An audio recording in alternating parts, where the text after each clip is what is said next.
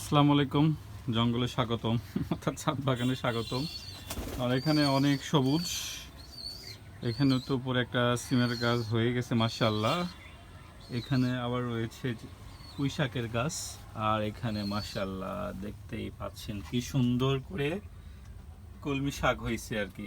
আর পাতাগুলা মাশাআল্লাহ অনেক বড় বড় হয়েছে। এখন বড় হলে কি করতে হবে? বড় হলে অবশ্যই এগুলোকে কাটতে হবে,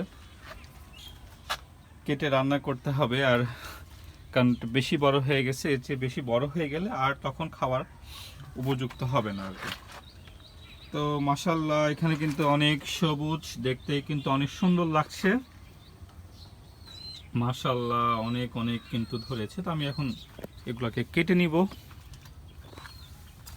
তো আমি যেভাবে কাটি, যেভাবে করে নিচের দিকে কেটে দিই। আর কাটলে কি হবে যে এখান থেকে আবার নতুন করে হবে।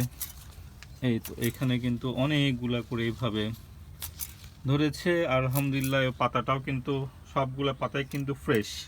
দেখেন কোথাও কোনো দাগ নাই পাতাতে, অর্থাৎ পাতাগুলো কিন্তু একদম ফ্রেশ। তো আমি যতগুলা পাতা আছে সবগুলো আস্তে আস্তে করে উঠাই নিব এখন। আর মাথাগুলো সবগুলো যে কেটে দিব, যেভাবে করে কেটে দিব, এইভাবে করে কেটে দিব। এইভাবে কেটে দিলে কি হবে যে নতুন করে কিন্তু আবার এরকম একদম ভরে যাবে।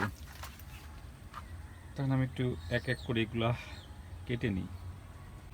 ফাইনালি এখান থেকে কিন্তু অনেকগুলা শাক কেটে নিয়েছি। আর একবার দেখেন কতগুলা শাক আমি এখান থেকে নিতে পেরেছি। আর একদম ফ্রেশ টাটকা শাক। আর কিছুদিন পর কিন্তু এই জায়গাটা আবার ভরে যাবে শাক দিয়ে, তখন কিন্তু আবার তুলবো। তো আপনারাও কিন্তু এভাবে শাক লাগাতে পারেন। আর একবার লাগালে কিন্তু অনেকবার এখান থেকে শাক নিতে পারবেন।